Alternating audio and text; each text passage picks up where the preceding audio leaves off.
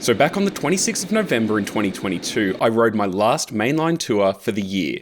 In fact, I rode 3 different trips in one day.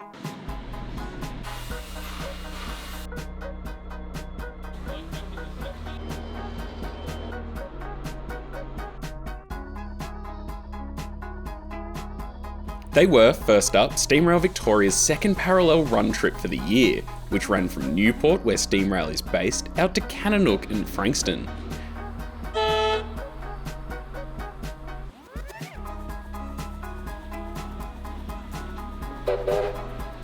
Where we had push-pull steam locomotives K183 and A2986, which ran alongside the preserved and recently returned to service Tait Set.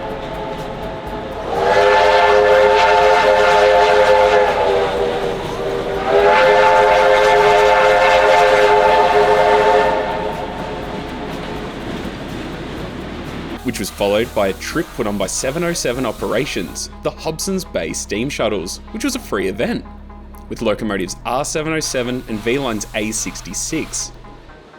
This was a shuttle service that ran all day from the historic Flinders Street Station over the viaduct to Laverton in the west. And this was completely free. All you had to do was book a ticket and you were right to go. And this was put on in conjunction with the Westgate Tunnel project. After an hour or so ride out to Laverton and back, where we got a second parallel run with a standard gauge light engine G-Class,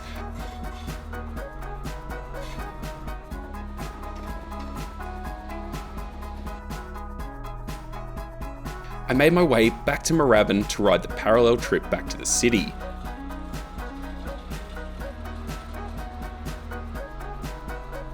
And lastly, the day concluded with 707 Operations running the members train to Geelong for dinner and the AGM.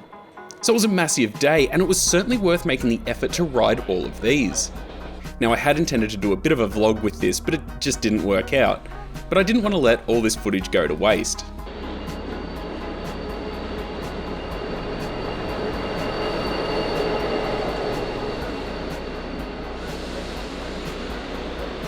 I think one of the most important things we realised in 2020 and 2021 was how lucky we are, especially in Victoria, to have not one, but 4 mainline tour operators.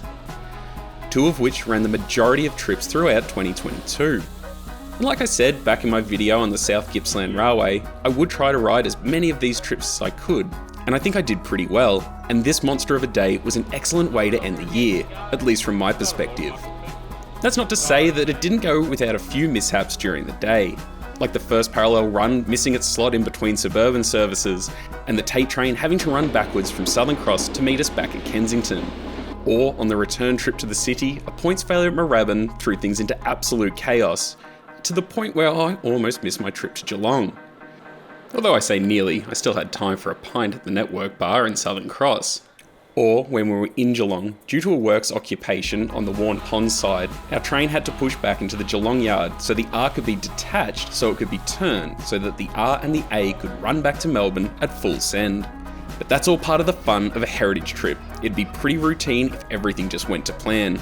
As well as that, it also usually means more time on the train. As well as that, you do get to see some other bits and pieces you might not generally get to see.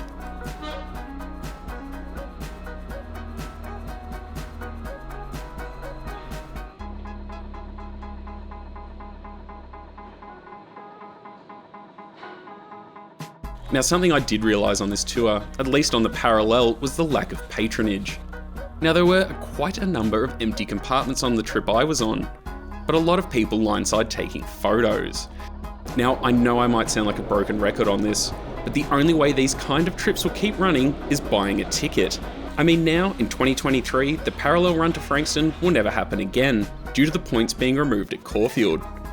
Some of the best fun I had throughout 2022 was being on board these trains with a group of mates, just having a grouse day out. And I mean, they usually have some very well priced, refreshing adult beverages on board, which I certainly do have a certain penchant for.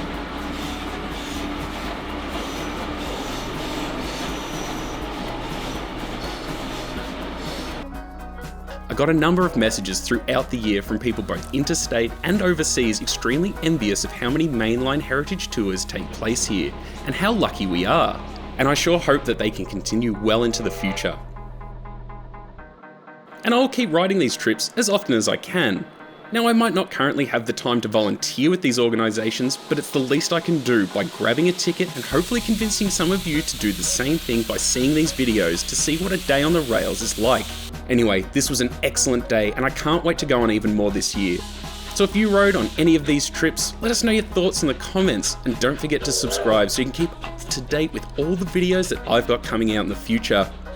Thanks again for watching. Hooroo.